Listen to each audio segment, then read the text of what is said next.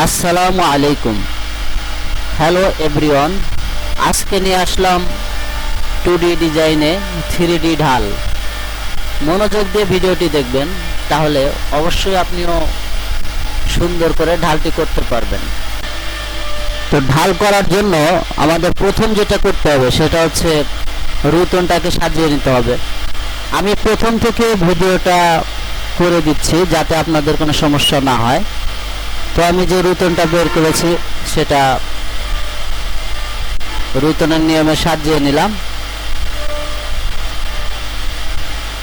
আমাকে যখন ঢাল করব তখন প্রত্যেকটা ফুলের সাইড দিয়ে আপনাকে একটা অফসেট নিতে হবে। হ্যাঁ, সেটা 8 মিলি নেন বা 1 মিলি নেন, সেটা আপনার অনুযায়ী, আপনার বিট অনুযায়ী, যে ফলাটা ইউজ করবেন সেই ফলা অনুযায়ী।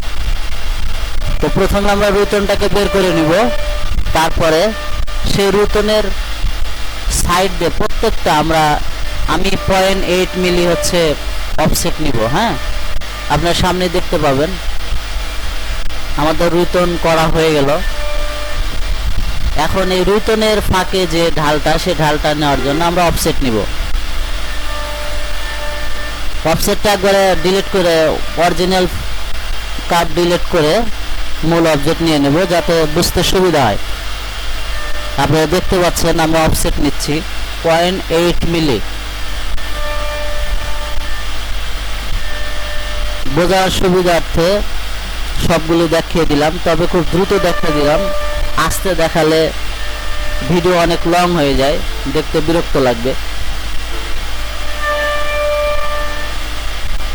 অফসেট নেওয়ার পর সেটাকে আমরা প্রত্যেকটাকে কার্ভ করে এবং জয়েন করে নিলাম। এগুলো ফাংশন আপনাদের জানা আছে অবশ্যই, যদি জানা না থাকে তাহলে কমেন্ট বক্সে কমেন্ট করবেন, আমি অবশ্যই জানানোর চেষ্টা করব বা অন্য একটা ভিডিও দেওয়ার মাধ্যমে চেষ্টা করব।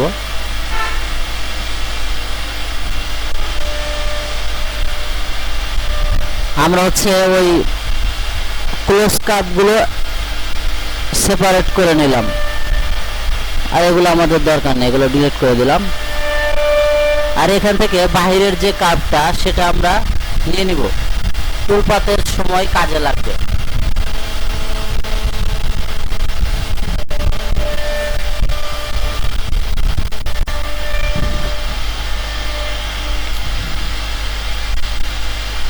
বাহিরের কার্ভটা সুন্দর করে জয়েন করে নিব।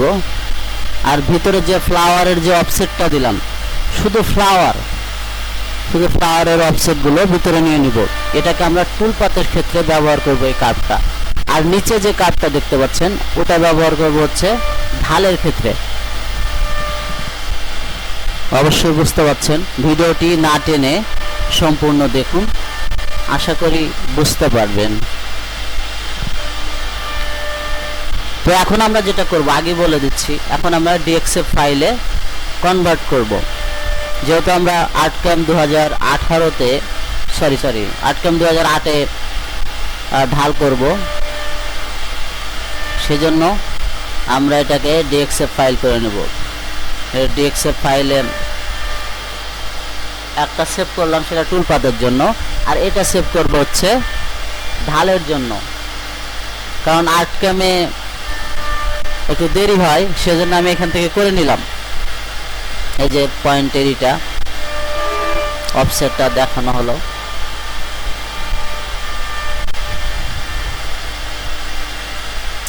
আর্টক্যাম ওপেন হওয়ার পরে আমরা ফাইলটাকে ওপেন করে নিব। একবারে সিম্পল, যদি মনোযোগ দিয়ে দেখেন তাহলে আপনিও ইনশাআল্লাহ করতে পারবেন।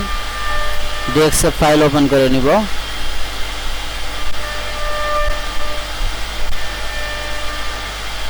এটা আমাদের টুলপাতের ক্ষেত্রে। তো আমরা এগুলা যেহেতু জেডি প্রিন্টে করেছি সেহেতু আবার জয়েন করে নিব। আর্টক্যামে নিয়ে আসার পর এগুলো ওপেন কার্ভ হয়ে যায়, জয়েন করে নিব। সেমভাবে আবার DXF ফাইল যেটা 2 করেছিলাম সেটাকে ওপেন করে নিব। ওপেন করার পরে এটাকেও আমরা জয়েন করে নিব। আমাদের এগুলো ওপেন কার্ভ হয়ে থাকে, হ্যাঁ, এগুলো ক্লোজ করে দেব।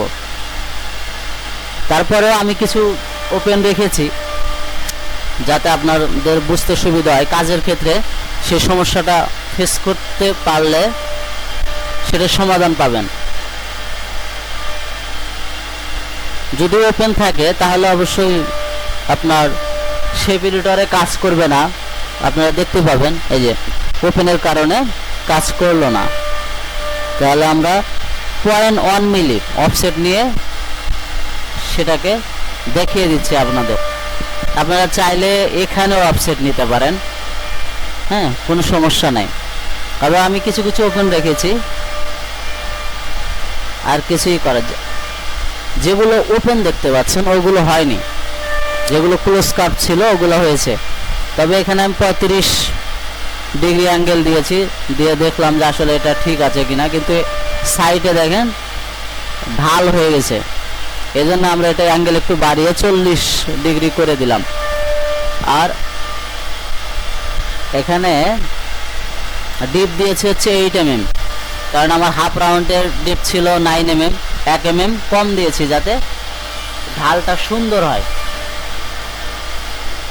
দেখতে পাচ্ছেন 40 ডিগ্রি অ্যাঙ্গেলে 8 মিলি ডিপ দিয়ে ঢাল খুব সুন্দর লাগছে। হ্যাঁ,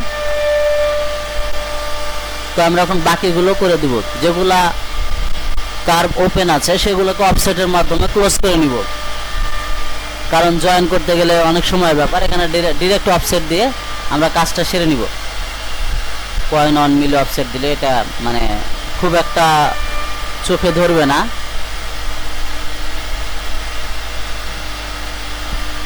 এভাবে মোটামুটি সবগুলোকে এভাবে সিলেক্ট করে করে করবেন। আপনারা চাইলে সবগুলোকে একবার অফসেট দিয়ে করলে পরে সবগুলো হয়ে যাবে। আমি একটা একটা করেছি যাতে আপনারা সহজেই বুঝতে পারেন।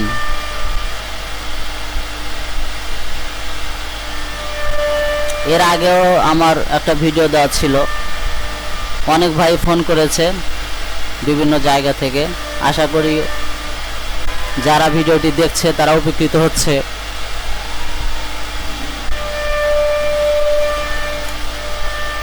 যদি কোথাও বুঝতে না পারেন অবশ্যই কমেন্ট করে জানাবেন। আমি সেটা কমেন্টের রিপ্লাই হোক কিংবা এমনি ভিডিও দেওয়া হোক, আমি সেটাকে দেওয়ার চেষ্টা করব। তাহলে দেখতে পাচ্ছেন 40 ডিগ্রি অ্যাঙ্গেল 8 mm ডিপ দিয়ে আমরা বাকিগুলো ঢাল করে নিলাম। দেখতে খুব সুন্দর লাগছে।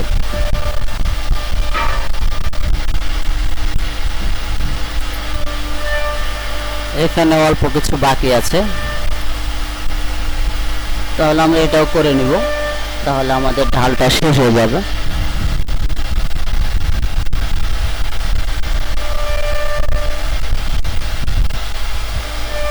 তো দেখতে পেলেন ভিউয়ার্স, আমরা সুন্দরভাবে 3D ঢাল করে নিলাম।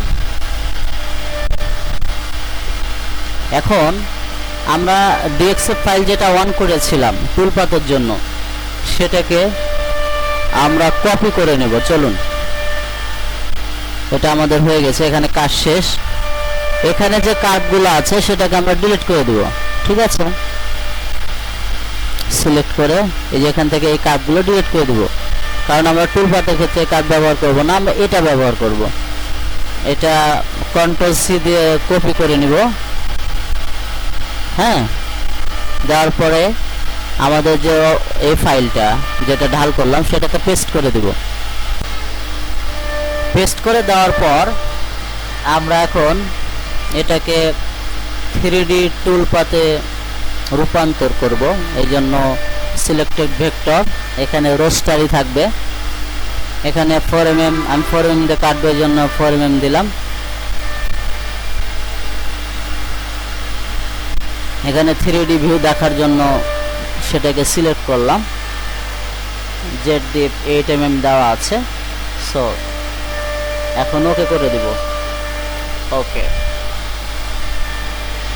আপনারা দেখতে পাচ্ছেন সুন্দর করে ঢাল হচ্ছে। বাস, চলুন এবার একটু সিমুলেশন দেখে নেই। দেখতে পাচ্ছেন সুন্দর করে কাটছে। তো আরও সুন্দর সুন্দর ভিডিও পেতে আমাকে উৎসাহ দেওয়ার জন্য ভিডিওতে লাইক কমেন্ট শেয়ার করুন। আর যারা সাবস্ক্রাইব করেননি অবশ্যই সাবস্ক্রাইব করবেন। যাদের জানার ইচ্ছা থাকে, শেখার ইচ্ছা থাকে, অবশ্যই ভিডিওটি মনোযোগ দিয়ে দেখবেন। আর যদি কোনো প্রশ্ন থাকে কমেন্ট বক্সে দেবেন। তো ঢাল করা শেষ হয়ে গেলে এখন ফাইলটা আমরা সেভ দেব।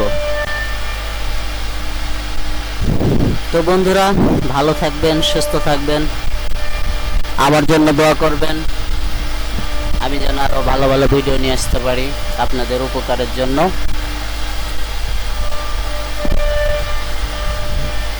সবার সুস্থতা কামনা করছি। আল্লাহ হাফেজ। আসসালামু আলাইকুম ওয়া রাহমাতুল্লাহ।